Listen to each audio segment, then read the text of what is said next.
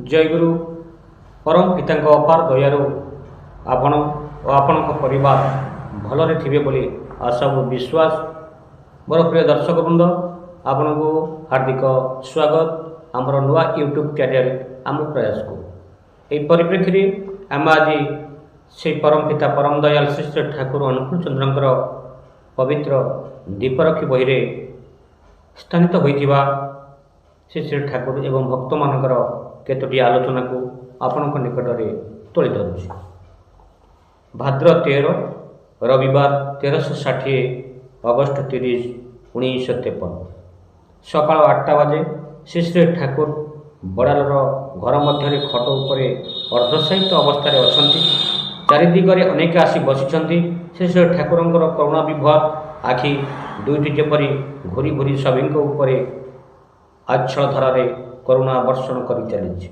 इतिमध्य नवद्वीपर से माँ जनक आसी जणाइले जे से जोठी थिले काली राति सेठू चली जावाक कहुई। श्री श्री ठाकुर तुमर पेटर पुओ भी तुमको से भली भावे कहीपे किंतु से भांगी पड़े कौन हो तुमको मु जहाँ कहूँ से भावे चलुना कहीं उक्त माँ किंतु मु पागल बोली कौन मते जाता कह घर बाहर कहे कांदा आरंभ कले माँ जनक। श्री श्री ठाकुर लोक तुम्हें आपणार कर जेपरी कहीं तुमको किसी भी कही न पारती। घर लोके जदि तुमको मारधर बा उपहास करती से कथा तुम्हें बाहर अन्य लोक पाखरे कहवा जाओ ना।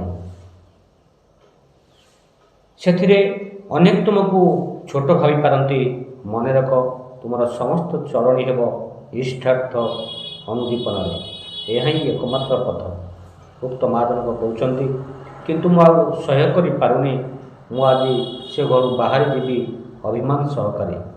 श्री श्री ठाकुर कहते तुमर इच्छा हुए तुम्हें बाहर जापार किंतु मोर नुहे मोर इच्छा नुहे से तुम्हें क्यों भी असम्मान नहीं आस से नियंत्रण करने को हेब गला धक्का दे नुहे अंतर दे तुमर चलनी एभली हेब जेपरी केही किछि कहवा को भी अवसर न पाए।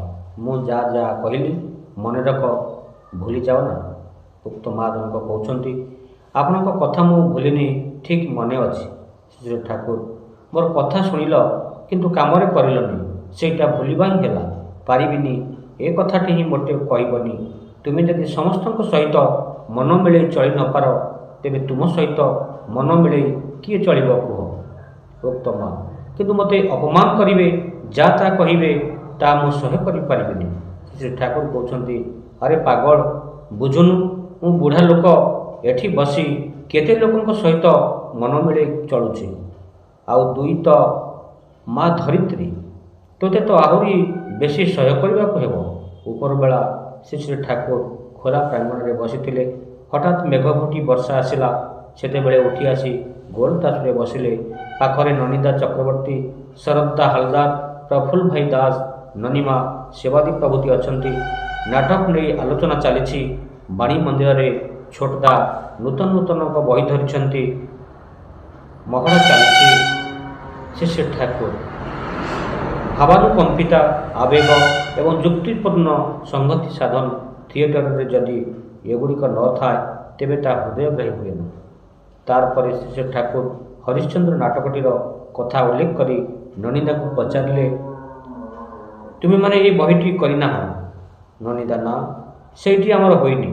श्री श्री ठाकुर कहते सेठी तुम्हें माने करिपार से प्रकार कमेडी मिलनात्मक नाटक साधारण देखा जाए ना। से जे विद्युत आउ थे चमकाओ तो पुणी हरिश्चंद्र जेतेबेले टिके बुझी पारिछि सेतेबेले आवेग भरी किभली कहूछि शुण सैव्या बोली काहारी को जानिछ रोहिताश्च बोली केही कौन तुमर थिला पुणी कहूछि केते मूल्यवान वस्त्र खोली देई कोइलार बिछଣା कर देइछि सेई मु भी दिने शोइबी। पार्टीर खंडित अंश आवृत्ति करें भी श्री श्री ठाकुरंकर अपूर्व भंगिमा समस्ते तन्मय हो देखुले शुणुले ତାଙ୍କର ଶବ୍ଦ ପରିବେଷଣର ଅନବଦ୍ୟ ଶୈଳୀ ଧୀରେ ଧୀରେ ବର୍ଷା ଆସିଗଲା। ଅନ୍ୟାନ୍ୟ ଆଳାପ ଚାଲିବାକୁ ଲାଗିଲା। ପୁଣି ରହୁଛି ଆପଣମାନଙ୍କୁ ପୁଣି ଆଉ ଥରେ ସେଇ ପରମ ପିତା ପରମ ଦୟାଳୁଙ୍କର ସେଇ ଅମୀୟ ବାଣୀକୁ ନେଇ ପୁଣି ଆପଣମାନଙ୍କ ସହିତ ଦେଖା ହେବ। ରହୁଛି ଜୟ ଗୁରୁ।